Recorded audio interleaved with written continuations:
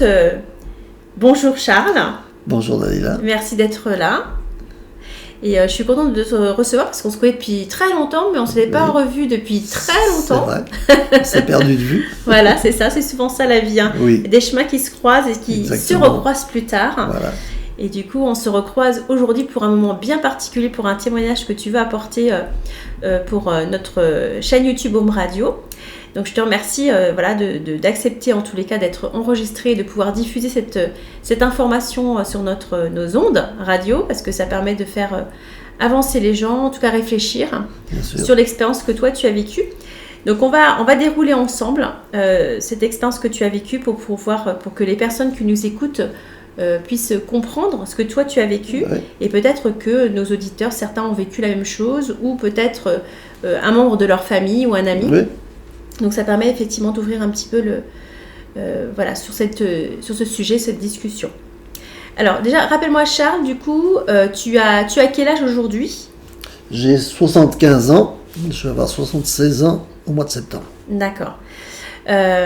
Donc tu vas avoir 76 ans au mois de septembre. Là, par rapport à ce que tu vas nous partager aujourd'hui, c'est arrivé en quelle année ? Tu te rappelles ? C'était en 2025. 2025 2025, quel jour ? Parce que j'ai que tu as une très bonne mémoire. Je suis rentré à l'hôpital le 17 février.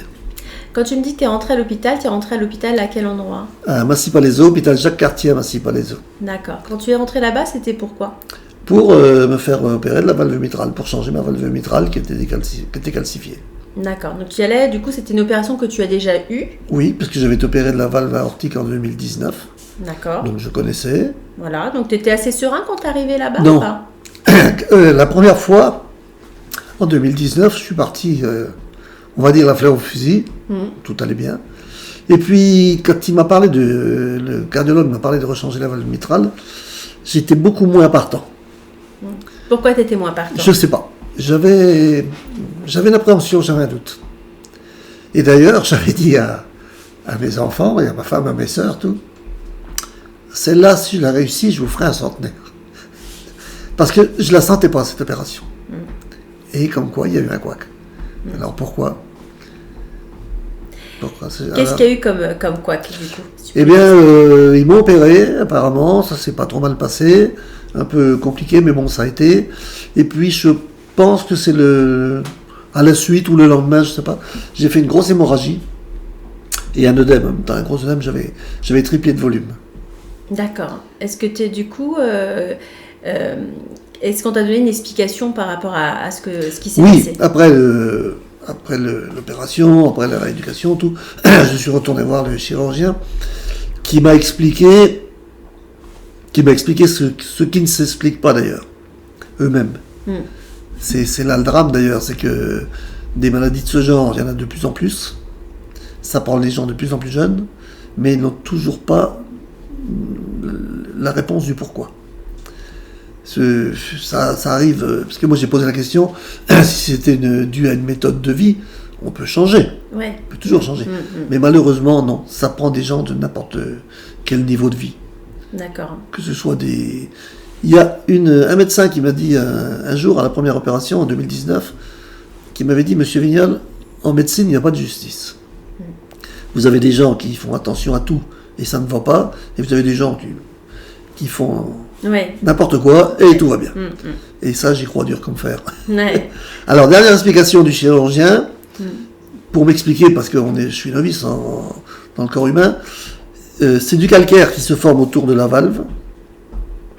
Ils ne savent pas trop comment. Alors, la seule explication qui suppose pour l'instant, c'est que quand ça commence, la valve commence à se rétrécir un petit peu. Alors, il va comparer à un fleuve qui coule avec un pont qui passe au-dessus. Le fleuve arrive, automatiquement dans l'eau il y a une pilasse du pont. Ouais. Donc l'eau bute sur la pilasse, elle s'écarte sur les côtés, et on voit ça fait de l'écume là. Bien sûr. Ça fait du retour, ça fait de l'écume, et dans cette écume, ça forme du calcaire qui se dépose sur les parois de la pilasse, et c'est en somme un peu la même chose pour le cœur. D'accord, ok.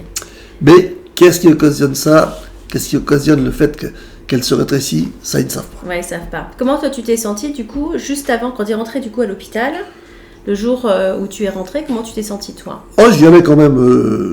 Voilà, il fallait y aller quoi. Oui, j'étais quand même pas. j'avais un doute, mais je n'étais pas inquiet non plus, plus que ça, quoi. Du coup, qu'est-ce que tu te rappelles, toi, exactement? Alors, je me rappelle des examens avant l'opération, parce qu'il y en a beaucoup. Hein. Quand tu rentres, ils font la totale, évidemment, pour voir s'il y a des stènes imposées, par exemple, quelque chose. On en profite, puisque c'est ouvert, puisqu'il faut ouvrir la cage thoracique. Et je me rappelle d'un examen en particulier qui s'est mal passé. J'ai manqué de respiration, et puis, bon, ils ont fait une petite boulette, mais ça peut arriver. Un infirmier m'avait mis beaucoup d'oxygène. Il y a un autre qui arrive et qui a dit non, surtout pas ça, quand c'est comme ça, il ne faut pas en mettre beaucoup parce que ça fait l'effet inverse. Et puis j'ai eu beaucoup de mal à prendre ma respiration, et là ils n'ont pas continué, ils n'ont pas fait l'examen. Ils m'ont mis sous surveillance, ils l'ont fait que 2 ou 3 jours après. Mais après c'est un petit peu vague juste avant l'opération. Je ne suis pas capable de te dire combien de temps il s'est passé entre cet examen et le jour de l'opération. D'accord. Là, j'ai un trou, je ne peux pas trop répondre. Voilà. Et est-ce que tu as su, toi tu t'en rappelles pas, mais est-ce que tu as su combien de jours justement se sont écoulés entre... D'après mes proches, ce serait une dizaine de jours. Mais moi, ça me paraît énorme parce que je n'en ai pas... Mais t'as pas ce souvenir non, là? Non, pas du tout. Entre cet examen et l'opération, il y a déjà un décalage au niveau du temps, quoi. Oui, voilà. Du temps. Et alors, 10 jours, ça me paraît beaucoup. Pour plusieurs raisons, parce que après je suis tombé dans le coma, et je me serais réveillé de mon coma aux alentours du 15 mars à peu près. Donc j'aurais été presque 3 semaines dans le coma. Mais enfin bon, il s'est passé au moins 5-6 jours. Voilà. Les 3 semaines dans le coma, donc c'est suite à l'opération du coup? Oui, suite à l'œdème, oui. Ouais. Donc suite à l'œdème, t'es rentré, t'étais tout de suite dans le coma ou en fait... Là je peux pas trop te répondre, parce que tu sais quand on est dans le coma malheureusement... On se rend compte de rien. Voilà, mais ils t'ont pas expliqué les médecins. Si tu étais dans le coma au moment de l'opération, c'est ça? Non, après. Ah, après opération. Après l'opération. D'accord, après opération, c'est là que tu es tombé dans le coma. Ouais. D'accord. Alors j'ai eu un gros saignement parce qu'il est obligé de m'expliquer qu'il était obligé de passer par derrière. Ils ouvrent devant. Ils sont obligés de passer un petit peu dans le dos et tout. Et il a malheureusement coupé une veine qu'il n'aurait pas fallu, mais ça arrive. Pendant l'opération. Pendant l'opération, oui. Et puis c'est cette veine-là qui a dû se remettre à saigner quelques temps après. Et voilà. Est-ce que toi, tu as des souvenirs de ton coma? Non, oui, de mon coma, oui. Parce que pendant mon coma, j'ai rêvé terriblement, j'ai fait des cauchemars, tout. Et ça je me rappelle très bien. Qu'est-ce que tu te rappelles, du coup? Je rêvais de tout, j'ai rêvé beaucoup de travail. Ouais. Et ce qui est très curieux, parce que je ne pouvais pas bouger, étant donné que j'étais triplé de volume, puis j'avais plus de force du tout, je pouvais pas.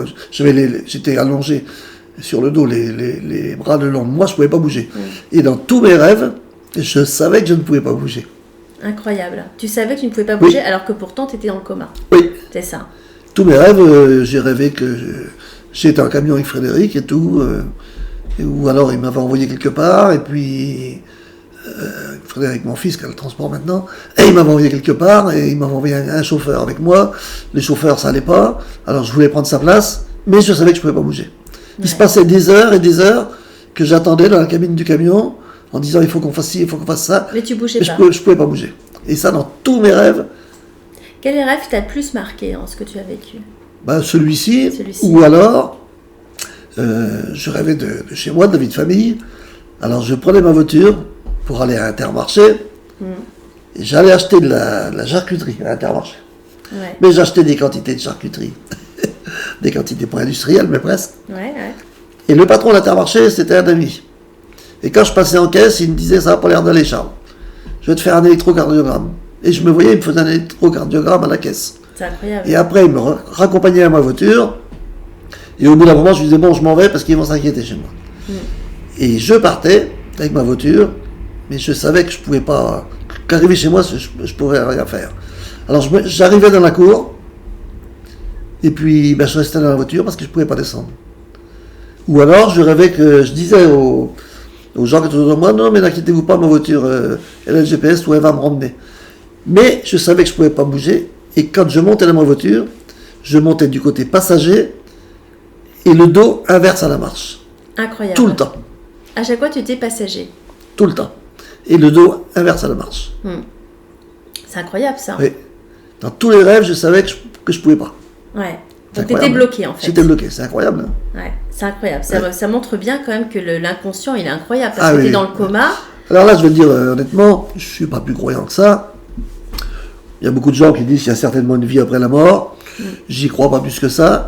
Mais par contre, maintenant, je dis bien maintenant, je suis persuadé d'une chose, c'est qu'il y a un décalage entre la mort du corps humain et la conscience. Et la conscience. Ça, c'est certain. Ouais. Parce que j'ai même entendu pendant mon coma parce que l'hôpital l'a appelé 2 fois chez moi en disant à ma femme et mes enfants qu'il fallait me dire avec des affaires que c'était fini. Et un jour, j'ai dit à mon fils, mais c'est quoi cette histoire quand j'étais réveillé du coma, j'ai dit, mais c'est quoi cette histoire que j'étais mort? Et je me souviens toujours, il m'a dit, alors ça, t'as pas pu l'inventer. Ouais, c'est incroyable. Oui. Et je me souviens que j'étais mort. J'ai assisté à mon enterrement. Et je me disais au fond de moi-même, mais tiens, c'est bizarre. Quand on est mort, je pensais pas que c'était comme ça, moi. Alors, ma femme est de Normandie, de région normande. Il m'avait ramené en Normandie, je sais pas pourquoi, tout un convoi, tout, puis il s'est arrêté manger dans un restaurant le midi. Puis moi j'attendais, mais je les voyais tous. Et j'ai assisté à ma mort, à mon enterrement. Ouais. J'ai assisté à mon enterrement. C'est fou, hein? C'est incroyable parce que j'ai eu le témoignage d'une autre dame qui s'appelle Lydie, qui a aussi une opération au niveau cardiaque, etc., qui a été aussi en coma. Et en fait, elle a aussi assisté à son enterrement. Ah oui? Du coup, je vais l'interviewer parce que je pense que ça pourrait être pas mal, même pour que toi, tu la rencontres. Elle a assisté à son enterrement parce qu'elle m'a dit qu'à un moment donné, elle se retrouvait face à un cercueil. Et que sur ce cercueil, il y avait une fleur rouge qui était dessus, une rose rouge. Et elle me dit, mais je me demandais, et en fait, je me suis rendu compte que c'était mon enterrement, que je voyais mon enterrement. Donc c'est incroyable ça. Alors moi, j'ai rêvé, parce que les rêves, j'en ai fait. J'ai rêvé une fois aussi que j'étais dans l'ambulance du SAMU. Et comme j'ai roulé beaucoup dans toute ma vie, ils m'ont emmené je ne sais où, parce qu'ils m'ont passé par Brienne-le-Château. Et à Brienne-le-Château, il y a un parking où il y a un restaurant, je connais très bien. L'ambulance du SAMU s'est arrêtée là parce que j'étais mort. Et j'avais 2 copains et leurs femmes qui étaient avec moi. Quand ils ont vu ça, ils ont dit, bon, bah, de toute façon... Alors, ils attendaient qu'une autre voiture vienne me chercher. Ils ont dit, bon, ben, nous, on va rentrer, on n'a plus rien à faire là. Et finalement, je me suis retrouvé, je ne sais comment, dans le restaurant. Et les gens n'étaient pas aimables, les patrons. Et ils ne voulaient pas servir les gens du SAMU parce qu'il était trop tard et tout. Et moi, je leur disais, mais moi, je suis mort, c'est différent, il faut me servir. C'est incroyable. C'est fou, hein? C'est incroyable. C'est fou, hein? Incroyable. J'ai rêvé aussi que une voiture médicalisée venait me chercher, un fourgon carrément, avec dedans équipé des scanners, des scanners, des IRM, tout.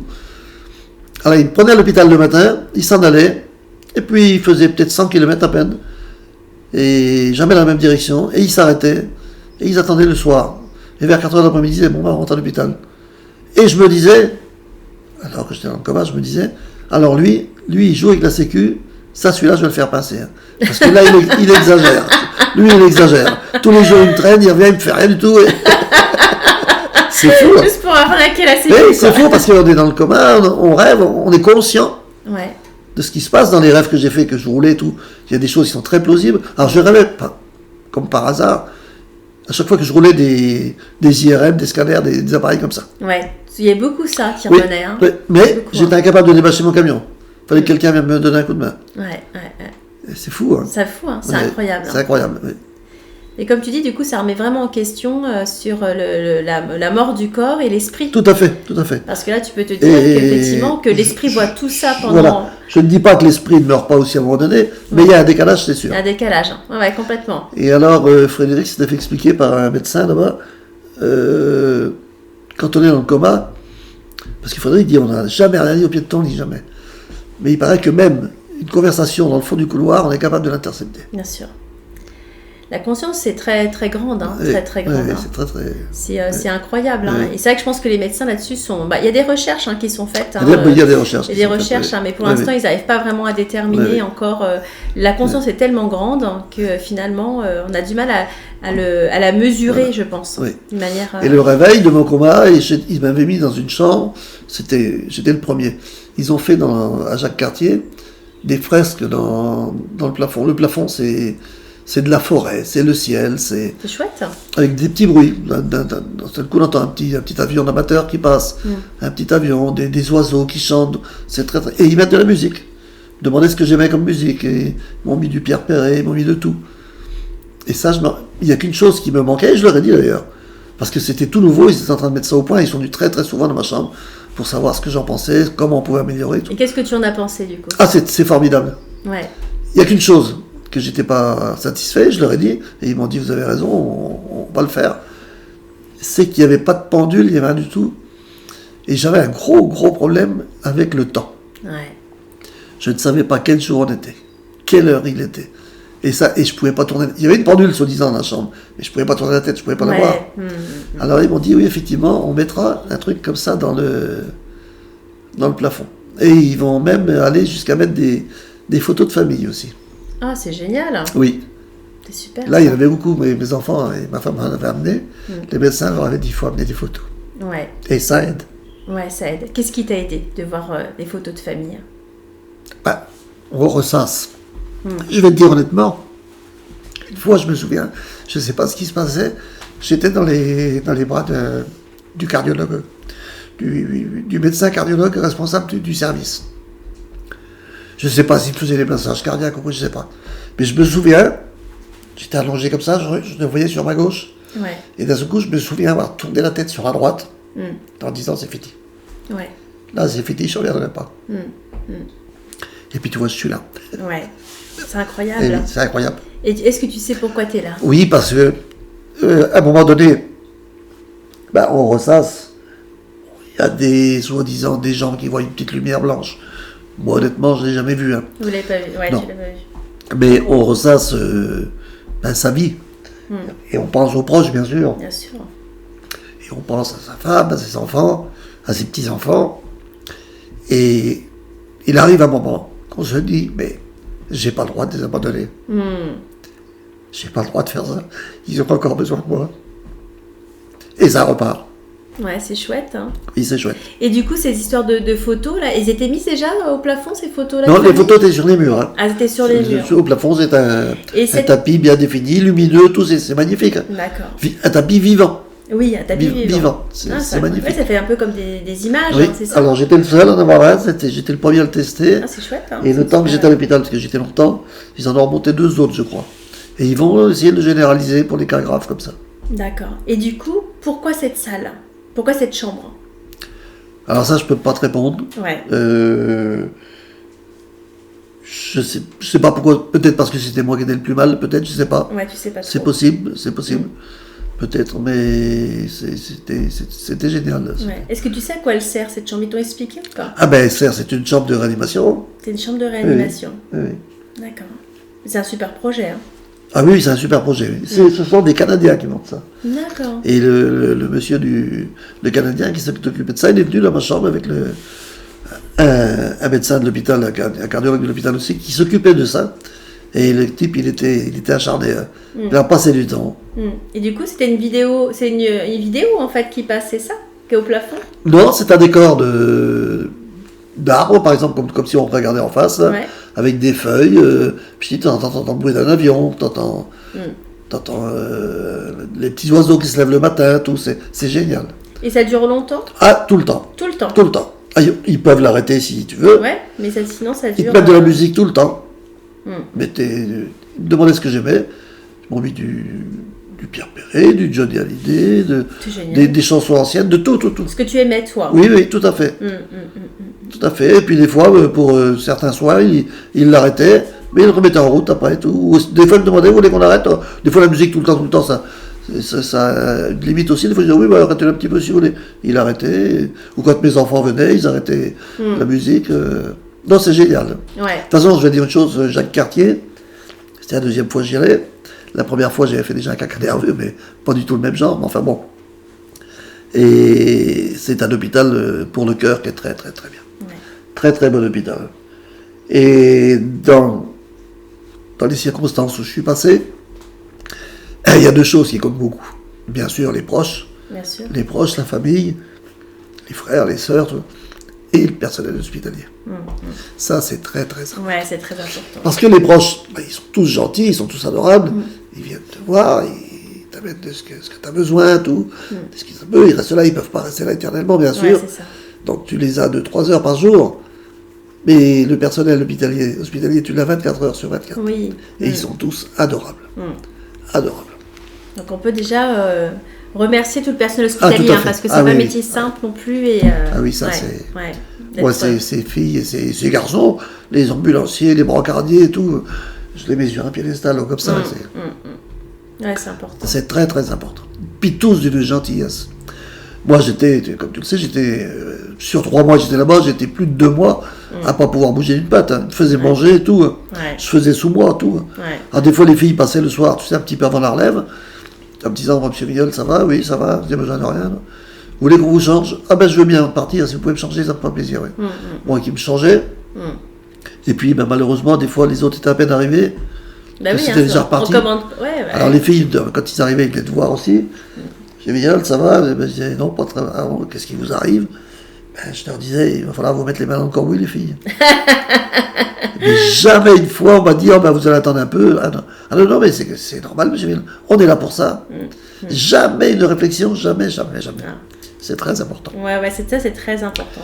Après, quand ça allait mieux un peu, j'avais un pistolet pour faire pipi. Ouais, Et un jour, la nuit, je sais pas comment je me suis débrouillé, j'ai renversé le pistolet. Ça arrive aussi. Hein. bien sûr. Alors bon, je n'ai pas voulu sonner, les embêter pour ça. J'ai rattrapé tout ça, j'ai mis ça sur le côté. Puis j'ai roulé un peu les draps, je me suis débrouillé pour pas dormir trop dans le mouillé, quoi. Ouais. Mais le matin, je me suis fait compter. Ouais, parce que, il fallait les appeler. Sinon, j'ai pas. Si, on dort pas dans un lit mouillé, c'est. Ah non, ça là-dessus, c'est. Ouais. Formidable. C'est vraiment le bon souvenir, Ah, finalement, oui, c'est ça, l'humanité oui, qu'il y a, oui, qu'il y a là-bas, oui, quoi, oui, dans cet oui. hôpital. Il n'y a qu'une infirmière, je me suis accroché. Et c'est sûrement pas de sa faute non plus. Il n'y a pas longtemps que j'étais réveillé du coma. Il commençait à me réalimenter. Donc il y a quand même un petit moment, parce que je suis resté un moment intubé et tout. Il commençait à me réalimenter, et elle est venue un jour. Moi, j'ai horreur de tout ce qui est laitage. Yaourt et tout, j'en mange pas. Je voyais pas clair, j'avais dû fermer, je voyais pas clair, rien du tout. Ouais. Et elle m'a collé du yaourt dans la bouche. Ah, je me suis fâché, je la voyais pour avoir de la chance, je la voyais pas, sinon je serais mis par la tronche. Et elle m'a sûrement refait manger après, mais moi j'avais dit que c'était elle, bien sûr. Et puis j'aurais passé, ça peut arriver. Là. Mais comme quoi, j'étais quand même conscient. Ouais, Même le goût, je l'ai bien reconnu. Ouais, le goût, tu l'as bien reconnu. J'ai là, pas t'as n'importe dit, quoi dans la bouche. j'ai pas de yaourt. Frédéric était là, il m'a dit, te fâche pas, si. Est-ce que tu as d'autres souvenirs, du coup, de tes Oui, expériences? parce que je me rappelle très bien quand ma femme, mes enfants, j'avais du monde tous les jours. Tous les jours. Sur 3 mois, j'étais une journée que j'ai eu personne. Et c'est moi qui l'avais demandé parce que Frédéric partait au Maroc, genre. Et il voulait passer avant de prendre l'avion. C'était à 3-4 jours en plus avant la sortie. J'ai dit non, tu passes tout droit, je veux pas. Mais sinon, j'avais du monde tous les jours. Ou ma femme et ma fille, ou ma bru et ma femme, ou Frédéric. Il y a toujours mes quelqu'un. petits-enfants, tout le temps, quelqu'un, tout le temps. Si tu aurais un message à transmettre aux gens qui t'écoutent aujourd'hui, ce serait quoi? Ne pas baisser les bras. Tant qu'il y a de la vie, il y a de l'espoir. Et penser à ceux qui restent.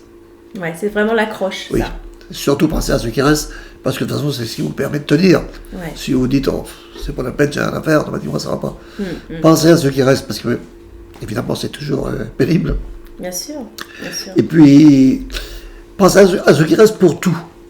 Pas simplement si on s'en va, mais même dans les moments d'hôpitaux, de jours d'hôpitaux. Parce que vous êtes sur votre lit. Vous êtes là, vous savez ce qui se passe.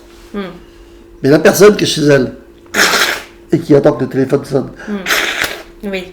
elle ne sait pas. Oui. Et ça doit être long aussi. Coucher sur un lit d'hôpital 24 heures sur 24, c'est long, mais la personne qui attend à la maison, ça doit être long aussi. Donc c'est vraiment garder espoir et penser à ceux que les gens aiment tout à pour fait. regarder... Ne pas baisser les bras, se battre, sans arrêt. La preuve, parce que ça va même au-delà de ce qu'on peut imaginer. Moi, je me battais, mais je pensais pas à ce résultat-là. Ouais. Je suis rentré chez moi le 7 mai. Je suis rentré avec un déambulateur. Je me tenais au déambulateur et je ne marchais pas. Je faisais des pas comme des petits vieux, tu sais. Ouais. On traînait la savate. Je ne faisais aucun pas, je ne savais pas marcher. Et regarde, aujourd'hui, ça fait tout juste 1 an. Je marche, je refais du vélo, je reconduis les camions, je refais tout. C'est incroyable. Hein. J'ai vu quelqu'un, un transporteur également, il n'y a pas longtemps, de la région montargoise. Ça faisait longtemps que je ne s'était pas vu. Oh, il dit, il y a au moins 10 ans qu'on ne s'est pas vu. Oh, j'ai dit oui, c'est sûr. Et puis après, on vient à parler de ça. Mais il m'a dit, première nouvelle, je n'étais pas au courant. Mais il me dit, c'est fou, parce qu'il me dit, moi, quand je vous ai vu là, j'avais l'impression, il dit, je voulais vous le dire, vous n'avez pas vieilli en tout cas. Ouais. J'ai l'impression de vous voir il y a 10 ans en arrière. C'est incroyable. Hein. Donc la pugnacité, ça, il faut. Faut s'accrocher, faut se dire. Faut se battre, quoi. Vous savez ce que je dis aujourd'hui en plaisantant, parce que j'aime bien plaisanter, quand des gens me disent, bah, alors oui, t'as failli y passer et tout, bah, je dis, mais il m'avait pas prévenu. J'étais pas au courant, moi j'étais pas d'accord. Et je me l'aurais dit, peut-être ça aurait marché, mais quand même, ils m'ont pas prévenu. On m'a pas prévenu, donc bah, je suis pas allée. Bah, je dis non. Qu'est-ce que tu as ressenti quand tu as vu cette image de ton enterrement, du coup Je sais pas, je peux trouver ça T'as l'impression que c'est pas naturel, mais presque. Ouais, t'as l'impression que c'est quelque chose que tu vivais vraiment Ah oui. Ou c'est vraiment quelque chose comme non, si non, tu non, voyais de l'extérieur Ah non, c'est quelque chose que je vivais à l'intérieur. À l'intérieur. D'accord. Oui. Au temps présent. Voilà, d'accord. Parce c'est que fou, hein. Voilà, c'est fou, parce Oui. que c'est pas quelque chose comme un spectateur qui regarde une scène du comme un tout, film. non, Là, t'étais et comme dedans. quoi, c'est très, très, très curieux. Parce que je revoyais mes proches, bien sûr, mais je revoyais aussi mes neveux, mes nièces qui étaient présents à l'enterrement. Des gamins qui ont 20 ans, 30 ans d'écart avec moi. Ouais. Je revoyais mes beaux-frères, même ceux qui sont décédés et tout. Même ceux qui sont décédés, tu Ah oui, les je les voyais. voyais aussi, oui. Tu voyais vraiment tout le monde. Tout le monde. Voilà. On voit la vie normale. Ouais, on voit la vie normale et Normal. du coup, t'étais vraiment... On sait qu'on est impuissant. Enfin, moi, je savais que j'étais impuissant. Impuissant pour me mettre debout, pour ça, je savais. Ouais. Même, je vivais mon enterrement, mais je savais que je pouvais pas me lever. Et puis, non, c'était comme ça. Moi, j'étais là et j'étais là-bas. Et... Voilà, tu pouvais pas aller vers eux. Non. Mais même des détails, mais incroyables. Et je te disais tout à l'heure, il s'est arrêté manger. Et comme il y avait un long cortège à la sortie du restaurant, il y avait un carrefour. Les gendarmes étaient là pour pas qu'il y ait d'accident. Des trucs. Incroyable. Hein. Puis bon, j'ai passé toute ma vie sur la route, c'est peut-être ça aussi qui fait que... Mais incroyable. Et même dans le travail, ce que j'ai rêvé... D'ailleurs, quand je me suis réveillé du coma, j'ai dit au cardiologue qui était autour de moi, parce qu'il y avait beaucoup de monde, évidemment, je leur ai dit, mais il faut vous dépêcher, parce que moi, il faut que je parte, j'ai du boulot, moi. Ils m'ont dit, oui, bien sûr. Qu'est-ce que vous faites? J'ai dit, parce que je roule pour Airbus Hélicoptère. Alors j'ai dit, mais moi, je roule pour Airbus, et je vais régulièrement à Marseille, et ils m'attendent, ils ont besoin de moi, là-bas. Il y a des pièces à aller chercher, il faut que j'y aille.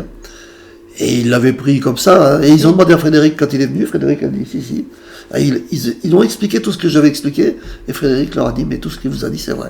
Ouais, c'est incroyable. Hein. D'ailleurs, là-bas, à l'hôpital, il m'appelait Monsieur Arbus. Monsieur Arbus. Est-ce que tu penses que ce que tu as vu, c'était un mélange de ce que tu vis avec comme quelque chose que tu crées, ou tu as l'impression vraiment que tu l'as vécu, ça? Ah non, je l'ai vécu. Tu l'as vécu. Je l'ai vécu. Parce que tu vois, c'est très différent ça. Oui. Non, je l'ai vécu. Comme si tu avais déjà vécu du coup ta propre mort. Oui, tout à fait. Tout à fait. Et comment tu t'es senti de vivre cette propre mort? Ben, ça m'a pas vraiment choqué. Ouais. Moi, tu sais, je suis assez plaisantin, j'ai beaucoup d'humour.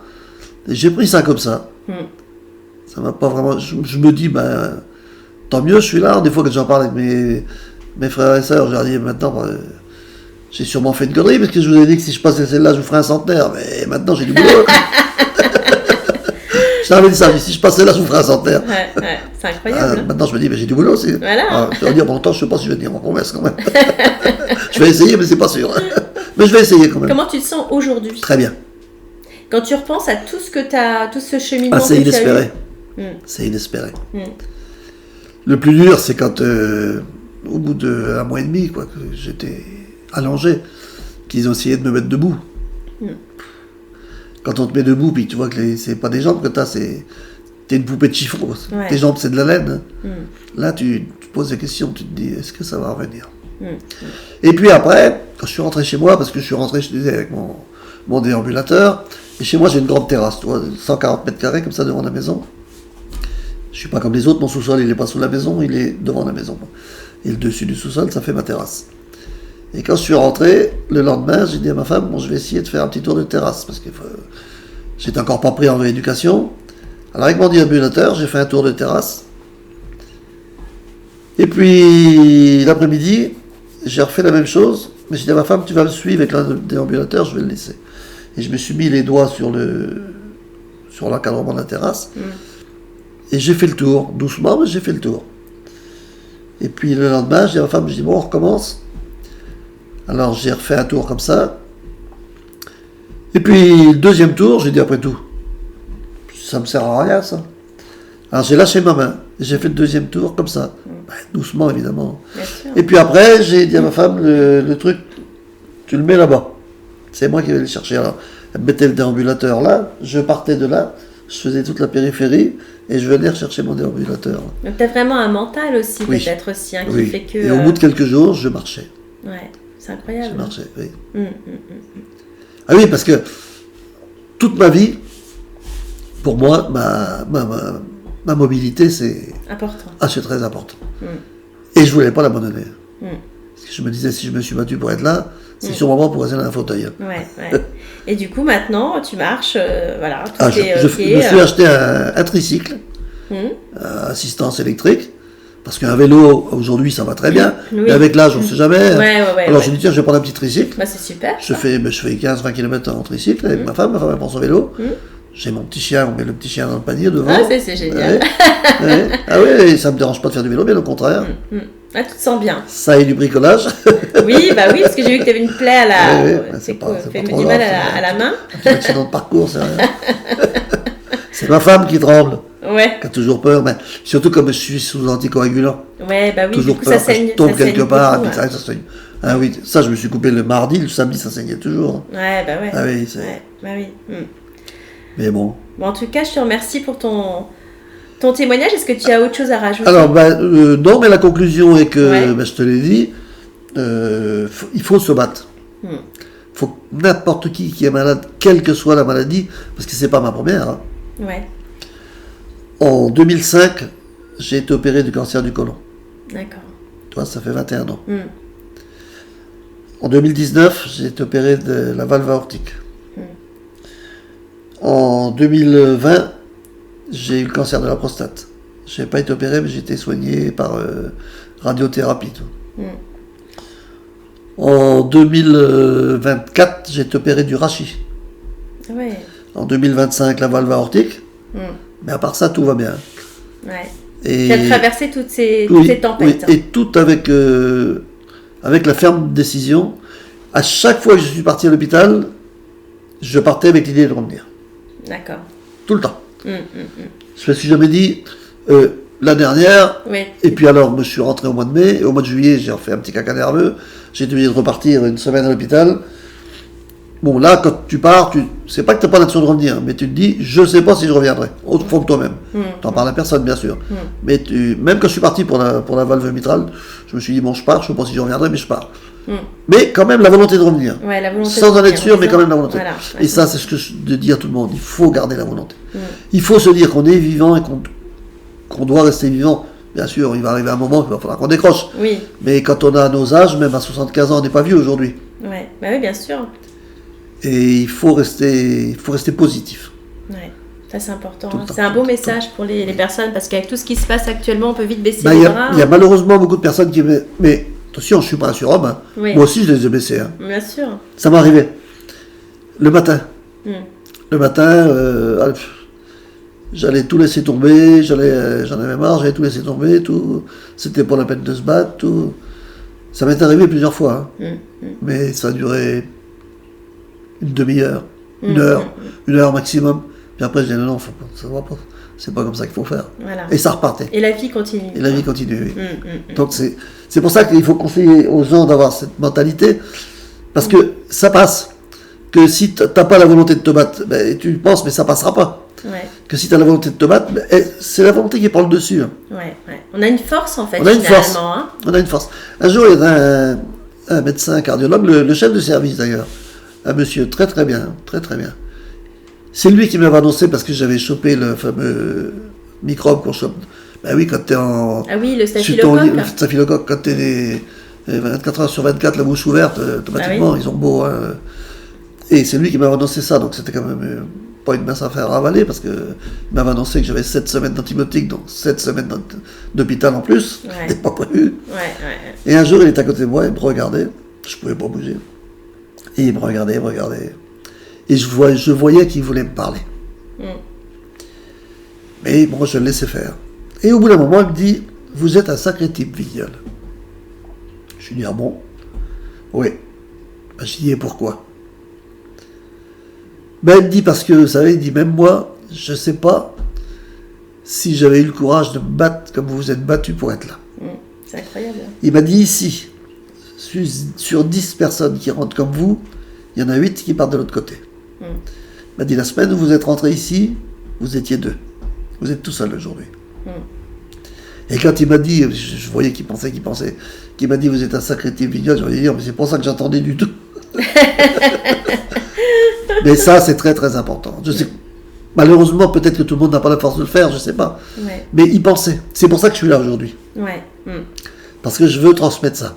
Je veux que ça rende service. Voilà. En tout cas, c'est gentil parce que c'est vrai que ça peut aider beaucoup de personnes Ça qui traversent des moments compliqués. Mais c'est malade dur parce que ma première grosse maladie, c'était mon cancer du côlon à 55 ans. Je n'avais jamais été malade de ma vie. Je ne savais pas ce que c'était qu'un toubib. Mais déjà à ce moment-là, je parlais de mon cancer comme on parle d'une grippe. Ouais. Le matin de partir à l'hôpital, j'avais une bête, j'allais chercher tout.